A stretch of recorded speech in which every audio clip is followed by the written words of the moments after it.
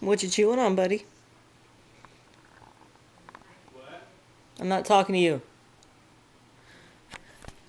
Yeah, I came home from my scripture study class, and my husband holding my son, and my son is chewing on a tampon, and he will not give it up. This kid, like, I tried to take it away and distract him with something else, and he started screaming. So, this is gonna go in your baby book, huh? Say hi. See, I'm chewing on a tampon. Oh, my freaking camera's gonna die now. Oops. Told you my camera was gonna die. I'm a wizard. I can predict things. So yeah, I came home to my still messy house and a baby eating a tampon. Say hi. Say hi. Yeah. I mean, he really likes it. I mean, as long as he's not eating the plastic, he's just chewing on it. Not really. Maybe he could get like toxic shock syndrome like you get from tampons. Anyways, I really don't have much to say today. I've still been thinking about my whole thing I'm going to do about my anxiety and, like, you know, why I have anxiety personally. What I've come up with in this 5 months of, you know, trying to actually solve my anxiety problem, not just live with it. And, you know, I've been going through a lot of stuff. I've been seeing things for what they are, not what my brain has made it up to be. And, like, my brain's kind of sheltered, like, it's learned to shelter me. So, when I'm afraid or something's too overwhelming, it kind of puts me in my own little world. So I'm, like, protected. And so I'm not really, sorry. So I'm not really living in the world around me. I'm just living in my own little protective world. I have to scratch my head, and I only have one hand, sorry. So it's writing this, like I'm writing down, so I'm probably just going to read it to you guys because I want to say it right, and I want to write it down right, so I'm going to write it down, then read it, so it's going to be one of those kind of vlogs, but I'll try to make it interesting. But I want to get everything down so I don't have to repeat myself or say something wrong and then regret it, or not add something and regret it. So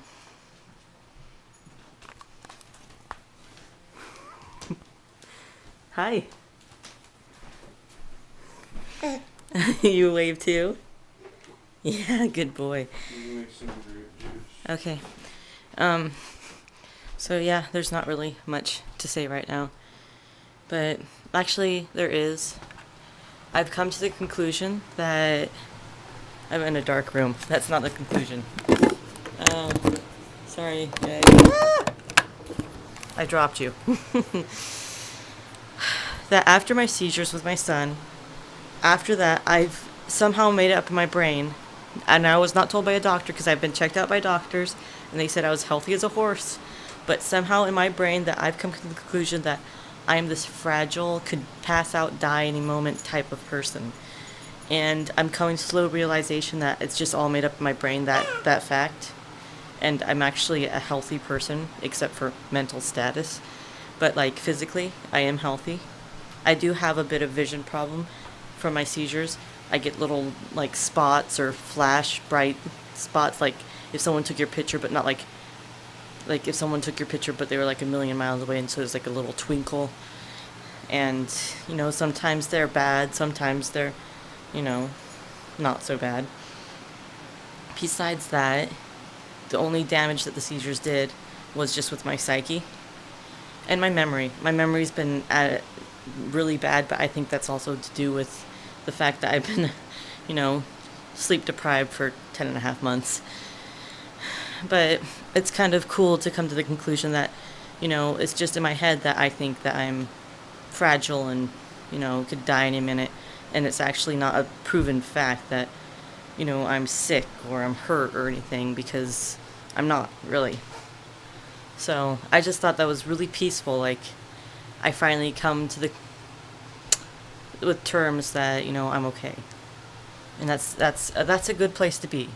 I'd rather be okay than, you know, always afraid. Of course, anybody would. But, yeah, I don't really have much to say besides that stuff. I need to clean up my house now. Put stuff away, put this guy to bed. Do you ready for bed? So, no, I'm going to chew on the tampon again. Been pinching my nipple. Okay.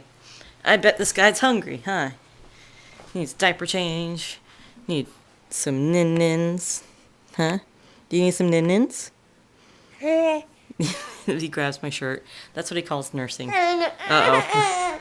And when I bring it up, he gets kind of passionate about it. So I hope you guys are having a great evening.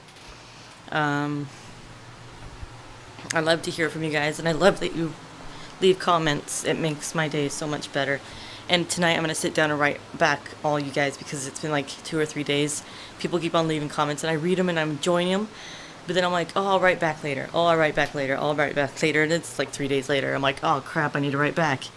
So I've not ignored you. I've read all your comments. I've been thinking about you guys. And I love every single one of you because we're a small group and we're growing slowly.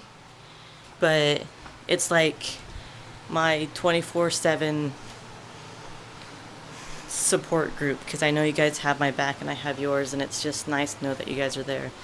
And I appreciate all the love and care you guys sent to me.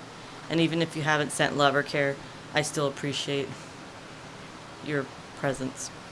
I still think you guys love me, so there. Ugh. And I love you guys.